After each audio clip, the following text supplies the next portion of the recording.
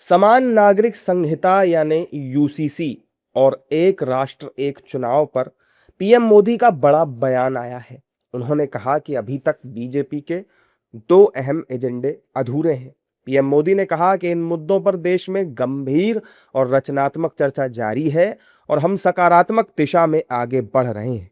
सुनिए प्रधानमंत्री ने क्या कुछ कहा है। और हमारा मिशन अभी भी जारी है। Uniform civil code, one nation one election, ऐसे सभी विषयों पर आज देश में एक गंभीर चर्चा भी हो रही है और इस दिशा में सकारात्मक प्रगति भी हो रही है। साथियों, हमारा लक्ष्य है विकसित भारत का निर्माण, आत्मनिर्भर भारत का निर्माण, और इस लक्ष्य की प्राप्ति के लिए हम निस्वार्थ भाव से लगे रहेंगे। पीएम मोदी के यूसीसी और वन नेशन वन इलेक्शन पर दिए गए बयान पर प्रतिक्रियाएं भी आ रही हैं। विपक्ष के नेता प्रधानमंत्री मोदी पर इसको लेकर पलटवार कर रहे हैं। वो जो डिसीजंस लेते हैं, उन्होंने जरा संविधान के दायरे में रहकर अगर डिसीजंस लिए तो ये देश के लिए बहुत अच्छा होगा, क्योंकि जब देश हमको डाइवर्सिटी के लिए इतना यानी फंडामेंटल स्ट्रक्चर में ही हमारी डाइवर्सिटी इनग्रेन्ड है कि हम सब कुछ बोल सकते हैं, सब कुछ खा सकते हैं, पी सकते हैं, फिर सकते हैं, अपने धर्म का पालन कर सकते हैं।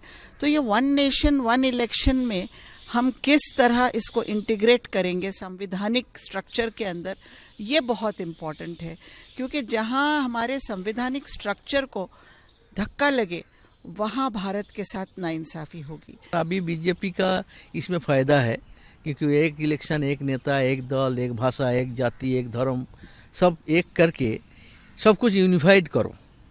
किसी में कोई ऐड नहीं रहेगा, एक अलग अलग व्यू। डेमोक्रेसी में जो सबका विकास होता है जब सबका अधिकार होता है।